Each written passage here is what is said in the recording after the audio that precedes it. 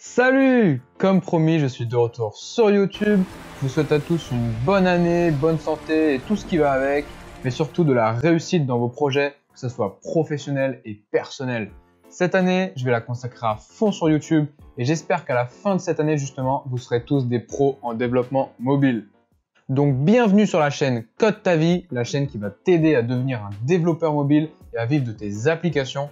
Avant de démarrer, si tu souhaites commencer à créer tes propres applications mobiles, tu pourras retrouver en lien dans la description de la vidéo en bas un e-book 100% gratuit qui va te donner toutes les ressources indispensables pour te lancer dans le développement mobile. Sinon, dans la vidéo d'aujourd'hui, nous allons voir les 9 raisons de créer des applications mobiles avec le nouveau langage de programmation Flutter.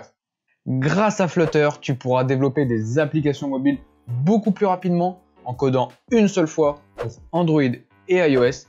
Et tes applis seront plus performantes que si tu les crées avec un autre framework. Tu te lances peut-être dans le développement d'applications mobiles et tu ne sais pas quel langage utiliser, ou alors tu développes déjà des applis mais tu souhaites passer à un autre langage, donc beaucoup plus facile et rapide d'apprentissage. Je vais t'expliquer dans cette vidéo pourquoi Flutter est le meilleur langage pour toi. C'est parti!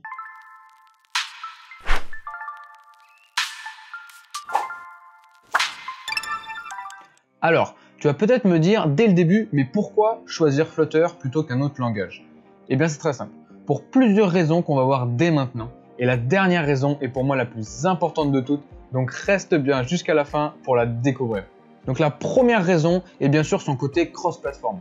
Tu l'auras compris, Flutter te permet de coder une seule et même fois et de déployer ton application sur Android et sur iOS.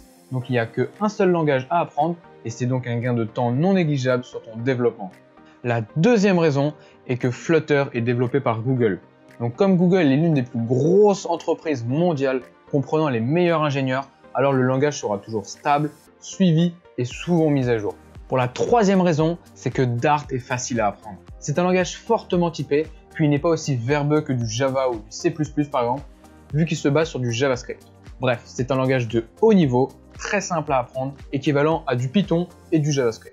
Pour la quatrième raison, c'est que Flutter possède une bonne documentation, je trouve, et qui est très complète.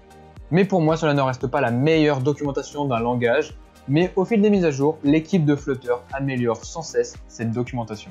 La cinquième raison, et qui peut être celle qui te fera choisir Flutter, est pour son auto-reload.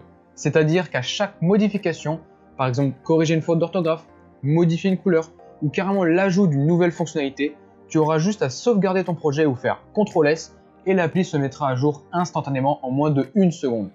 Sur Android ou iOS, il fallait à chaque fois redémarrer l'application, c'était très long et c'était très chiant. Donc s'il y a des développeurs Android ou iOS qui se reconnaissent, faites-moi signe en commentaire. Donc comment fonctionne le hot reload?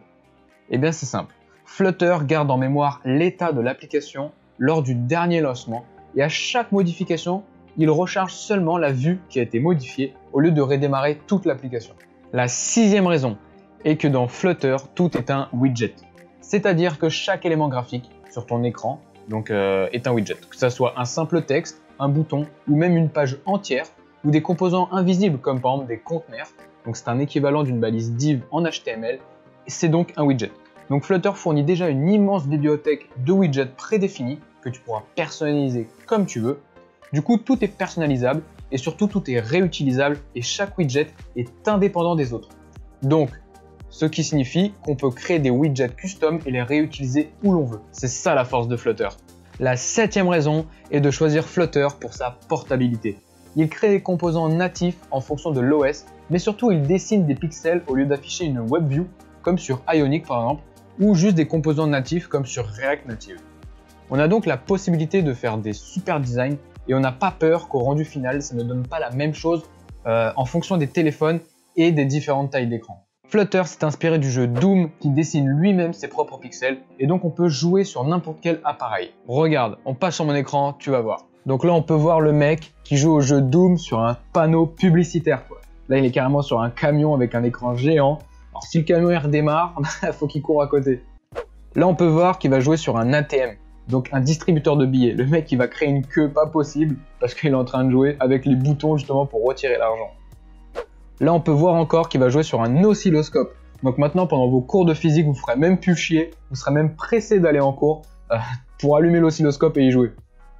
Alors lui, c'est le meilleur, c'est du grand n'importe quoi. Vous pouvez jouer avec des grille-pains. Donc voilà, dès le matin, vous préparez votre petit toast et vous tuez 3-4 mecs en même temps.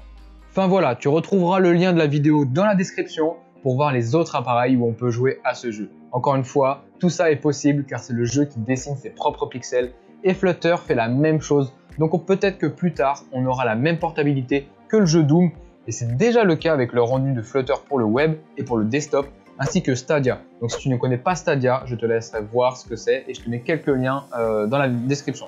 On arrive à la 8e raison et on est bientôt à la fin. On va choisir Flutter pour son champ des possibilités. C'est-à-dire qu'on peut faire du web comme des applications mobiles, comme des applications de bureau ou encore des plugins et bien d'autres encore, avec un seul et même langage. Si c'est pas génial ça, tout le monde y trouve son compte. Tu aimes pas le développement mobile et tu préfères le web, eh bien tu peux apprendre Flutter. Ou alors tu préfères créer un logiciel, tu peux aussi apprendre Flutter. Et enfin, en 9e raison, qui est pour moi la plus importante de toutes, c'est pour ses performances. Le langage est compilé avant l'exécution et non interprété comme sur Ionic ou sur d'autres frameworks. Donc les applis se lancent plus vite, elles sont plus fluides et grâce à ça, avec Flutter, on peut faire beaucoup d'animations 2D hyper facilement et les applis ont une fluidité constante de 60 fps. Puis aussi Flutter crée des composants natifs à l'OS. Ce n'est donc pas dans une WebView comme je l'ai dit tout à l'heure. Donc en conclusion, les applis sont plus rapides, consomment moins de batterie, sont moins lourdes en termes du poids. Puis les pros Android et les pros iOS ne seront pas dépaysés car les composants seront identiques à ceux des autres applications qu'ils utilisent au quotidien sur leur téléphone. Il y a donc une meilleure expérience utilisateur. Voilà, j'espère t'avoir convaincu avec ces 9 raisons de choisir Flutter si tu te lances dans le développement d'applications mobiles. Si la vidéo t'a plu, n'oublie pas de t'abonner à la chaîne et d'activer la cloche de notification pour ne rater aucune vidéo. Puis laisse un pouce bleu au passage, ça fait toujours plaisir. N'oublie pas aussi de récupérer ton ebook 100% gratuit en bas dans la description encore une fois, qui va te donner toutes les ressources indispensables pour te lancer dans le développement mobile.